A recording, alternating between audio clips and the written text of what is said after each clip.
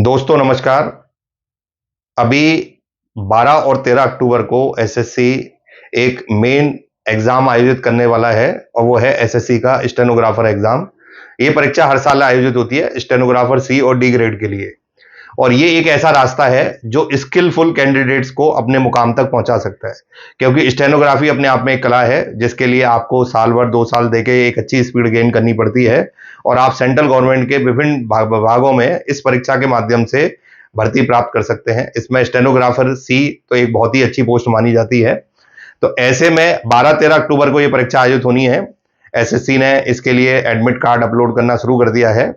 आप में से बहुत सारे ऐसे कैंडिडेट्स हैं जो इस परीक्षा को दे रहे होंगे, तो मैं कुछ ऐसे बिंदु आपके सामने हाईलाइट करना चाहूंगा जिससे आप इस परीक्षा में अपनी सफलता सुनिश्चित कर सकते हैं। दोस्तों, जैसा आपको पता है, इसके लिए सबसे पहले एक रिटन एग्जाम होता है जो 200 नंबर का होता है।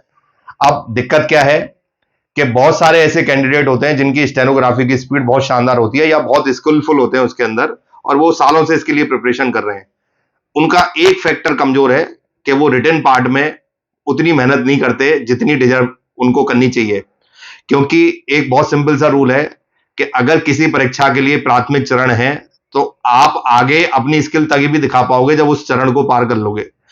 स्टेनोग्राफर एग्जाम में जो सबसे बड़ा ड्रॉबैक है, एसएससी में 2-3 एग्जाम ऐसे हैं, जैसे एक सीपीयू का एग्जाम है, एक 10+2 का एग्जाम है, एक ये स्टेनोग्राफी का एग्जाम है। इसमें क्या होता है कि बहुत सारे ऐसे कैंडिडेट हैं जो सीजीएल की तैयारी कर रहे होते हैं या और भी बड़े बड़े एग्जाम की तैयारी कर रहे होते हैं।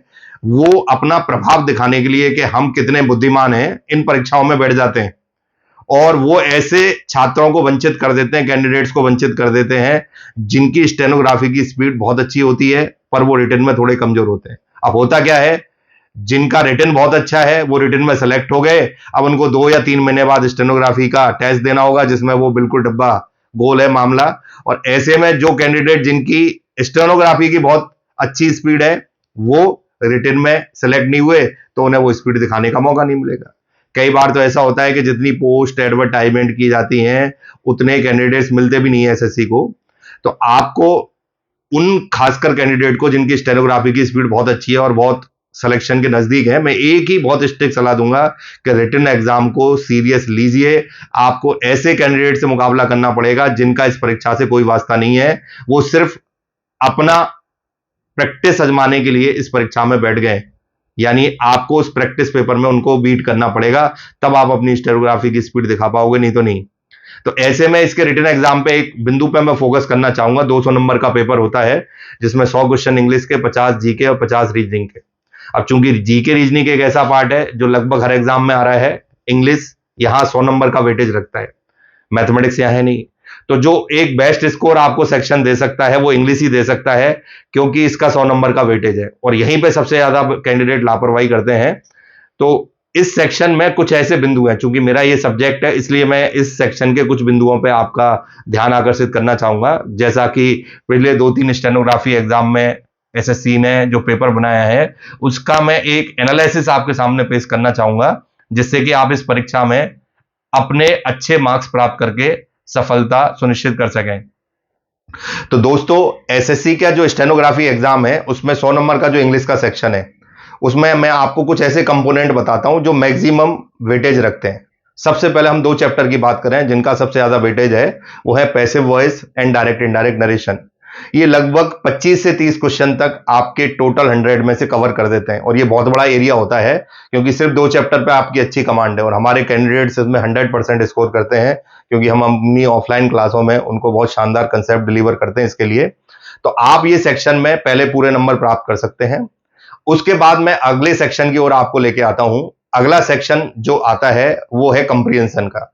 जैसा पिछला पेपर हुआ उसमें देखा कि 20 क्वेश्चन आए क्लोज टेस्ट से, 10 क्वेश्चन पैसेज से पूछे गए और लगभग 10 के आसपास क्वेश्चन पूछे गए सेंटेंस अरेंजमेंट से, जिनको हम जम्बल्ड सेंटेंस भी कह देते हैं। तो आपको अगर 35-40 का ये वेटेज मान लें, 25 का हम पैसिव वॉइस डायरेक्ट इनडायरेक्ट का मान लें, तो लगभग 60 से 65 नंबर आपको केवल इन 3-4 चीजों पे फोकस करके मिल जाते हैं। तो स्टूडेंट की प्रॉब्लम यह है कि वो कोर एरिया पे ध्यान नहीं देता है। उसके बाद 20 क्वेश्चन ग्रामेटिकल वोकैब बेस्ड होते हैं और बाकी बचे हुए 20 क्वेश्चन वोकैब के होते हैं। वोकैब बिल्कुल जीके की तरह होती है, होगा तो होगा, नहीं होगा तो नहीं होगा, उसमें कोई किंतु परंतु नहीं होता। चाहे आप कितना भी अनुमान लगाना है, अनुमान लगा के वोकैब कर ही नहीं सकते आप। तो यहां पे ये 60 से 65 नंबर का जो मैंने सेक्शन बताया है, इस पे आप बेफिक्र प्रैक्टिस करिए। Active passive voice direct indirect के लिए आप अपने कंसेप्ट क्लियर करिए, जिससे एक क्वेश्चन भी गलत नहीं होना चाहिए। वहां एक क्वेश्चन की गलती आपको बहुत बड़ा नुकसान करेगी। और उसके बाद हम बात करें पैसिव, इनके पैसेज, सेंटेंस अरेंजमेंट और क्लोज टेस्ट, इनमें आप जितनी भी व्यापक प्रैक्टिस करोगे, पुराने ईयर्स के पेपर निकालोगे, पुराने सालों के पेपर निकालोगे, उतना ही आपको अच्छा वहां पे अभ्यास करने का मौका मिलेगा और अच्छे नंबर आप अर्जित करोगे। तो मेरा जो ये सजेशन है उस पर ध्यान दीजिए, क्योंकि एसएससी में अगर आपको स्टेनोग्राफर एग्जाम निकालना है तो इंग्लिश को आपको इस तरीके से मानना पड़ेगा कि मुझे 75 टू 80 मार्क्स इसमें कम से कम स्कोर करने पड़ेंगे। और जैसा अभी हाल फिलहाल देख रहे हो आप, एसएससी में जितने भी एग्जाम हुए इस साल 23 के अंदर, उनकी कट ऑफ आसमान छू रही है। तो ऐसे में किसी निचले पॉइंट को लेके या पुरानी कट ऑफ को लेके आइडियल मत मानना कि पिछली बार तो इतनी गई थी और मैं इतना ही तैयार कर लूं, मेरे नहीं। उससे भी आपको 20-25% एक्स्ट्रा लेके अपनी तैयारी को परफॉर्म करना पड़ेगा, तभी आपका इस एग्जाम में सिलेक्शन होगा। और ये अपने मन से निकाल दीजिए कि हमारी स्किल चाहे कितनी भी अच्छी है, पर स्किल दिखाने का मौका हमें तभी मिलेगा जब हम रिटन एग्जाम क्या कर लेंगे, क्लियर। तो आपको ये अच्छी सोच के साथ, अब एग्जाम में ज्यादा समय नहीं है, आप जो जो परीक्षा दे रहे हैं उन सबको मैं बेस्ट ऑफ लक कहना चाहूंगा कि आप इस परीक्षा में निश्चित रूप से सफलता अर्जित करें।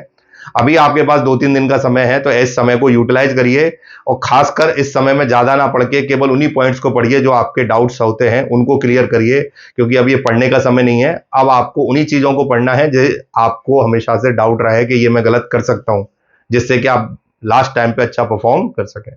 मेरी हार्दिक शुभकामनाओं के साथ कि आप इस एग्जाम में अच्छा परफॉर्म करें। मैंने इस एग्जाम के लिए एक डिटेल एनालिसिस पेश किया। कैसा लगा आपको? अपने राय अपने कमेंट के माध्यम से जरूर दें। Thank you very much.